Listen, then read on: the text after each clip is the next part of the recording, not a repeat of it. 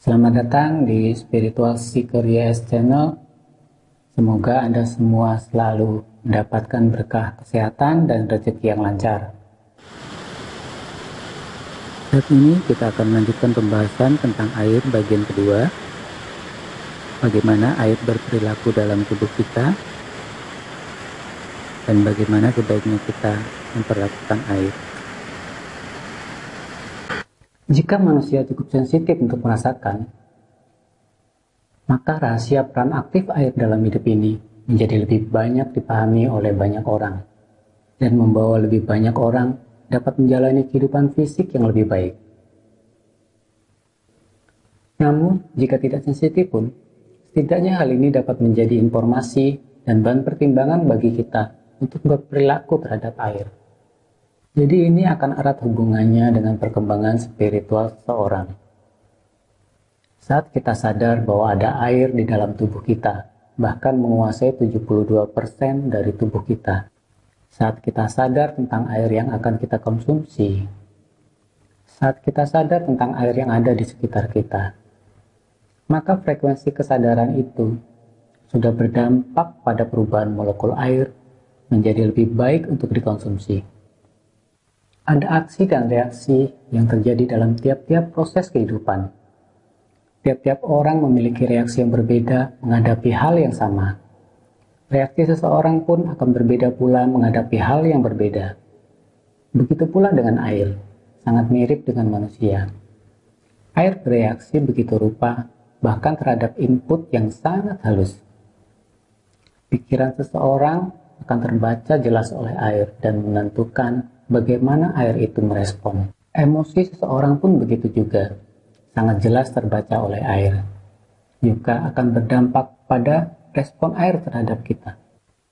Jadi ini adalah rahasia umum, bahwa air sangat sensitif terhadap frekuensi dari pikiran dan emosi yang ada pada manusia yang mendekatinya. Sangat sensitif terhadap suara maupun sentuhan sekalipun. Bahkan, kehadiran seseorang sudah cukup untuk membuat perubahan besar pada molekul dan struktur air.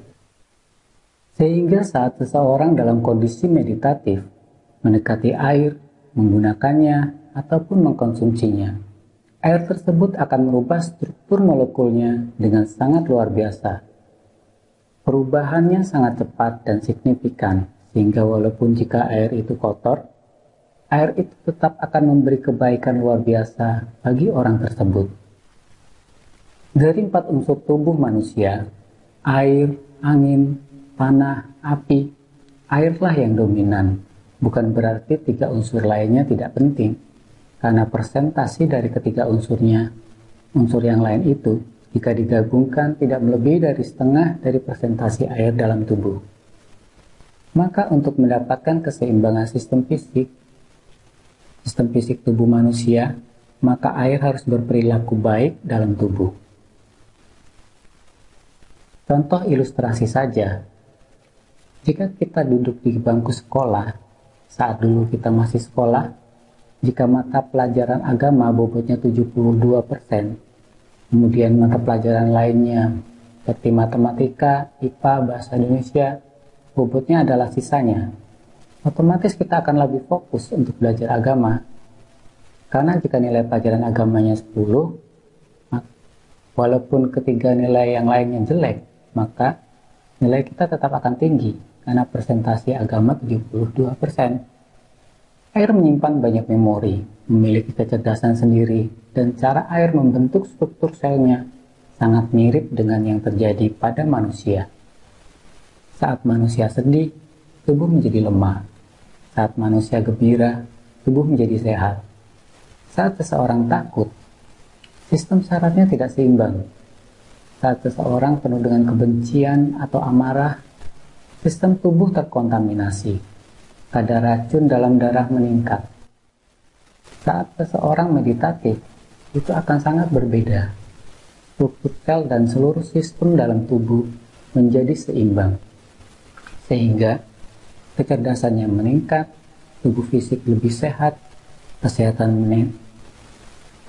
mental meningkat, dan bahkan kemungkinan di luar batas yang dapat kita bayangkan dapat terwujud.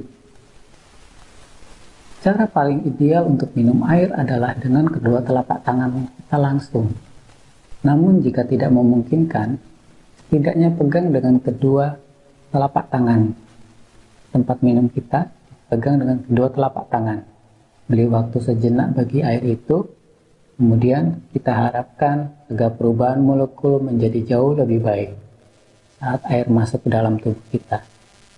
Kemudian hormati air yang akan masuk ke tubuh, berdoa, baru kita minum air itu tetap dengan memegang dengan kedua tangan. Penyimpanan air terbaik menggunakan wadah logam, terutama yang berbahan tembaga atau kuningan. Kemudian memberi bunga di dekatnya, meletakkannya di tempat yang baik, di mana ada area terbuka di sekitarnya. Membiarkannya semalaman untuk diminum, baru esok harinya kita minum. Cukup sekian dulu pembahasan kali ini, semoga bermanfaat. Salam hormat, semoga Anda semua selalu sehat.